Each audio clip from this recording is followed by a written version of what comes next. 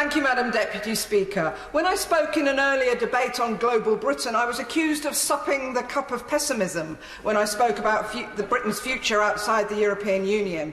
Yet members from both sides of this House, what we want is what's best for our country, for our economy, for our environment and for the safety and well-being of everyone living and working here.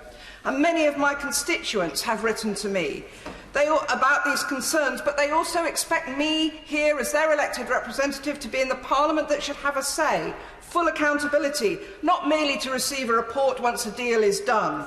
And as the Lords EU Committee have warned, mere accountability after the fact does not make for meaningful parliamentary scrutiny.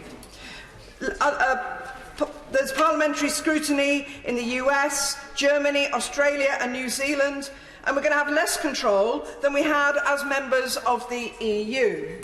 Now, oversight is not merely a lofty concept, but it has real-world implications.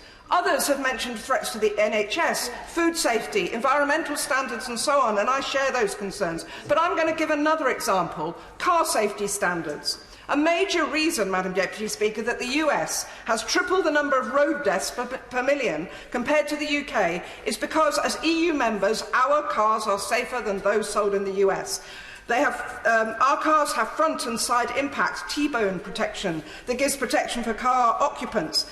And we also have requirements for much safer car fronts. Remember bull bars? We're not allowed to have them anymore. Still prevalent in the US, killing and maiming children, pedestrians, cyclists and so on. And new cars sold in the EU will have collision avoidance systems to further protect pedestrians and cyclists. So this trade bill risks imports from cars from outside the EU, presenting serious risks to the safety of UK road users.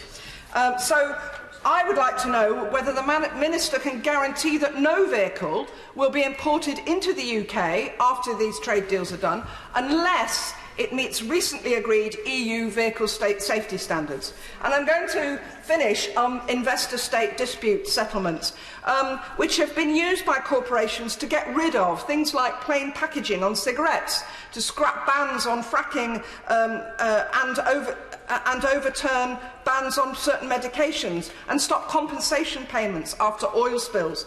Madam Deputy Speaker, without transparency, those with the deepest pockets win, and we lose our consumer, our environmental and our social rights, and our planet is further threatened. So finally, will the Minister confirm that there will be no ISDS clauses in any trade deal signed by the UK?